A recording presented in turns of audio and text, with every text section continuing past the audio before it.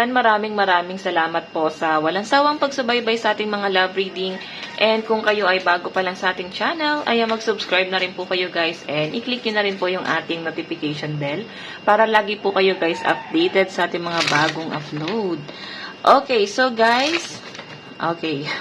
May nag-comment po kasi dun sa Alab PH. So, ako rin yan guys. May pagka-OC kasi ako guys, pwede ko naman siyang pagsamasamahin sa isang video, di ba? Bakit pa ako gumagawa ng tatlong YouTube channel? May pagka-OC kasi ako guys, para bang ang bigat sa pakiramdam, parang pag madumi yung ano ko, yung aking video, kunyari sa Jade Tarot, ano siya, doon, daily single sign for puro zodiac sign, okay? Dito naman guys, puro naman po siya collective. So, sa Alab PH, may collective din ako, pero puro fire sign. Pero, help niya ako guys na i-monetize yung ating kabilang channel. Okay? So, ayan. Ako yan guys. Sa nagko-comment. Tignan natin guys, ano po ang inyong love situation. Love situation.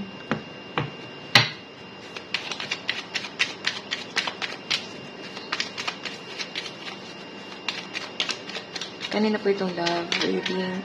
So, guys, meron tayong not enough. Naku, may mga nakaka-feel dito, guys, na para bang hindi pa ba sapat? Parang may mga napo-frustrate sa kanilang relationship. So, tignan nyo, meron tayo ditong nakakitang ibang involved dito sa relationship na to, no? Ayan.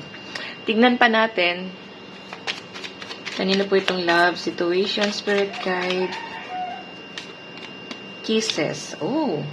Alam niyo yung feeling na parang kung kailan nawala na kayo ng gana or tinamlayan ka na dito sa relationship na to guys, saka nag-e-effort itong person mo, no? Saka siya bumabawi. Pero kasi guys, ikaw parang nasanay ka na eh. Nasanay ka na na-cold siya. So, hindi ka nasanay na parang sweet kayong dalawa. Pero hindi kasi guys napapansin ngayon ng person mo na nagiging sweet pala siya sa inyo guys. Parang namimiss niya yung dating ikaw. Parang kailangan ka pala niya dito. Okay? May sunglasses po tayo rito. Okay? May nakikita po ako dito na mari ikaw meron kang ini-stock or meron siyang ini-stock. May iba rito guys, parang may nasisense ako na etong person mo, inaantay niya pa rin na bumalik yung feelings mo sa kanya. Mari kasing na-fall out of love ka na rin. Or na-fall out of love, no? Okay. The Runner. Tinakbuhan ka nito, oh. Tinakbuhan ka sa kanyang obligasyon niya sa inyo, guys. Maring meron siyang bagay dito na hindi niya pinanindigan. Addiction, maaring dala to, guys, ng bisyo niya. Pinorso niya yung bisyo niya, guys, no? Okay, so mas pinanindigan niya yon. Okay. Mas yun yung kanyang pinagtuunan ng pansin. Yung bagay na hindi makakabuti sa inyong dalawa or pwedeng makasira sa inyong relationship, guys. Hanggang parang dumating na kayo sa point na hindi mo na talaga siya kayang kontrolin. Okay? So, titingnan natin. Okay. Love situation. Ano ba ang nararamdaman ng person mo sa'yo? Ano ba ang nararamdaman ng person mo sa'yo?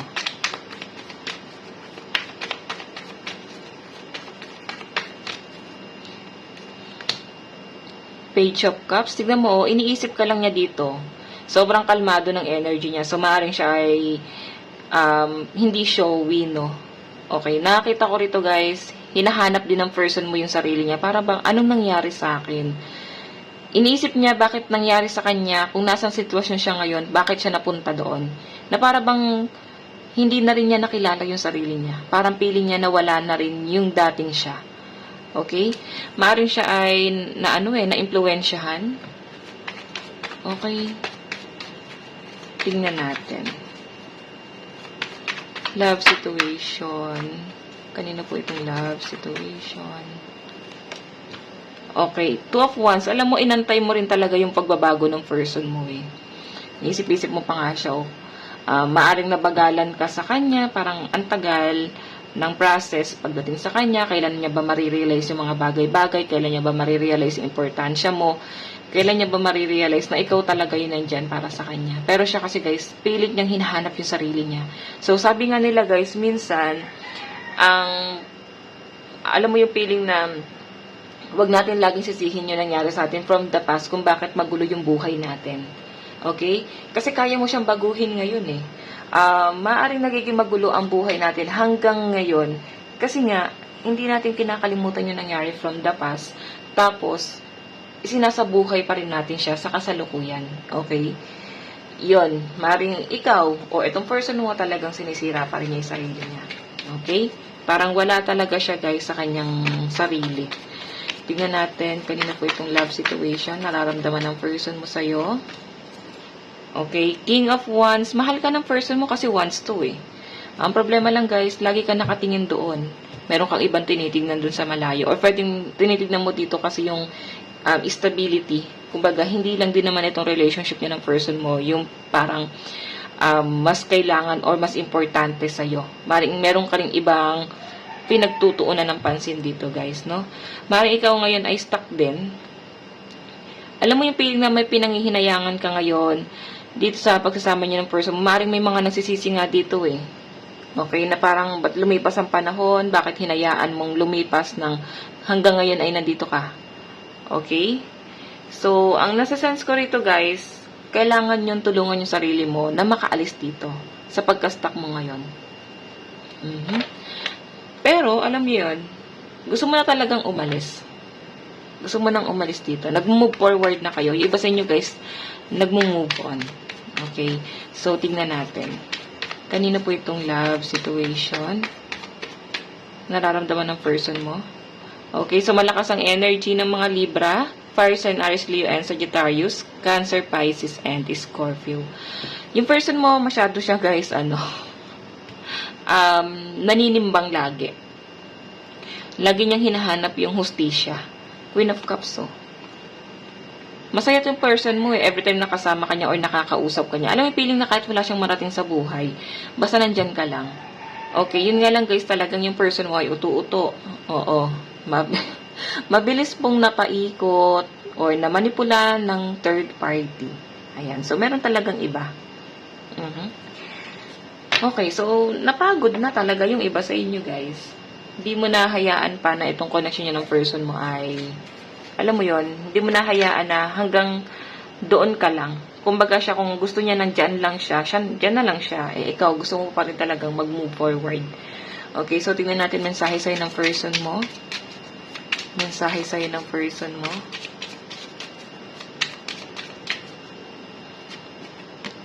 I am not available. So, maaaring siya ay nandun sa iba.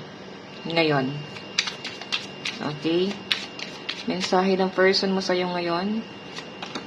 I wish I could share my good news with you. So, wala rin kayo guys pag-uusap, no? Maaaring yung person mo ay meron pong inaayos na problema sa kanyang kapareha ngayon. Then, after niyang ayusin to guys, nakita ko na parang gusto naman niyang gawa ng action yun sa inyong dalawa. Pero kasi, nababagalan kayo. Okay? Love situation. Anong mensahe sa'yo ng person mo? Mensahe at nararamdaman. Okay. Mensahe at nararamdaman. I lost myself for a little while. So, alam niyo guys, parang feeling ng person mo, nagayuma siya or parang nauto talaga siya. Kasi parang nawala daw siya talaga sa isip niya eh. Ayun talaga yung overall energy ng person mo. Parang hindi niya alam yung ginawa niya. Hindi niya alam yung mga ginagawa niya. So, it's time for me to heal now.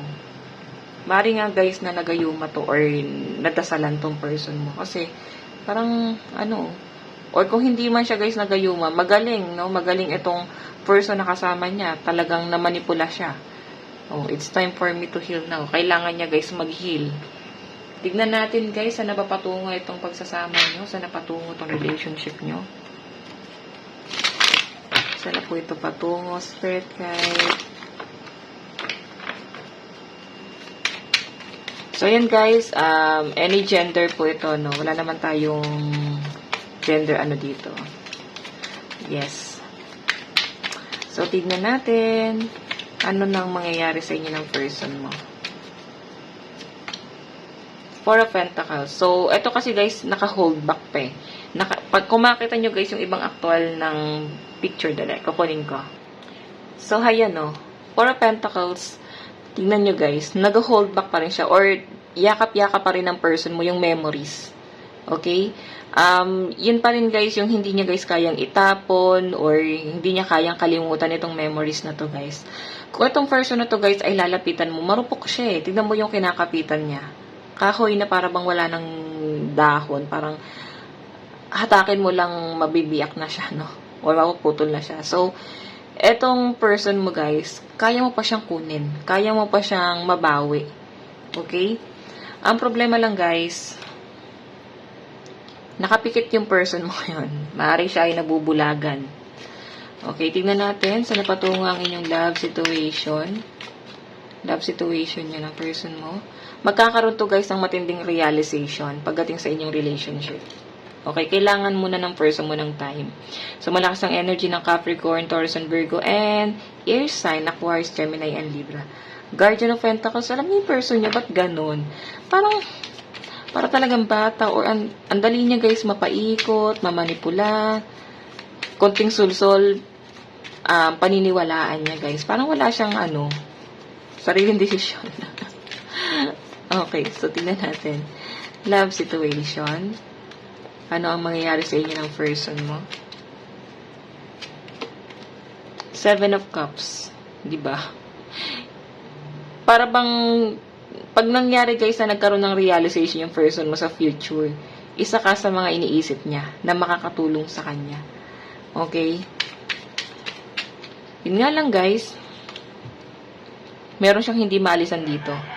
Tignan mo, nakakonect siya sa ibang tao. Okay? Hindi siya makaalis dito sa mga taong to. Pwedeng siya ay committed sa iba, or pwedeng nakikinig siya sa pamilya niya. Okay? Or maaaring itong person mo ay nakikinig sa mga kaibigan, or kung sino man na nagsusulsul sa kanya. Pwede siya makaalis doon. Hindi niya kayang ipaglaban yung relationship ng dalawa. Okay? Elder of Wands. May success sa'yo, no? Kumbaga, itong person na to, kung mabagal man siya, guys, patuloy naman yung pag-grow mo. Siya nandoon, pinapanindigan niya yung mga sinasabi ng ibang tao. Kasi kung mahal ka ng person mo, ba't niya kailangan pakinggan yung nasabihin ng ibang tao? Okay, so, ngayon kasi guys, walang ginagawa yung person mo, kundi isipin ka. Tapos ikaw, parang tinatanggap mo na lang din, parang gusto mo na talaga, mag-move on na lang. Kung yun talaga yung decision niya. Sobrang kalmado ng energy yung dalawa. Actually, wala naman ako nakita rito na parang nagkaroon kayo ng matinding alitan. Maaring ito ay sinira lang talaga. Okay, tingnan natin ano bang yung love advice. Love advice. Wedding. O, diba? Baka kasal kayo ng person mo. Or pwede nagplano na kayo ng kasal. Or kasal tong person mo. Sa iba, o ikaw. Love situation. Attraction. Okay, talagang isa kang malaking temptations kay person, no? Lakas ng sex appeal mo. So, tignan natin love situation. Love advice. Honeymoon. Ako, mukhang magkakaroon pa ng second chance. May honeymoon. So, guys, kahit nagkaroon talaga to ng deception, itong person mo, bubuin niya pa rin itong marriage niyo. Bubuin niya pa rin yung mga pangarap niyo na naudlot kasi may honeymoon, no? Maring itong person mo ay aayusin niya rin itong relationship niyo. Kailangan niya lang talaga ng time sa ngayon. Okay? So, ayan, maraming salamat po ulit sa mga naka-resonate. Ayan, mag-iwan ka ng like and comment. Mag-subscribe ka na rin sa ating YouTube channel. And especially, mag-subscribe na rin po kayo guys sa iba ko pang channel. Okay, so ayan guys, bye-bye po and lagi po kayo mag-ingat. God bless po. Love you all.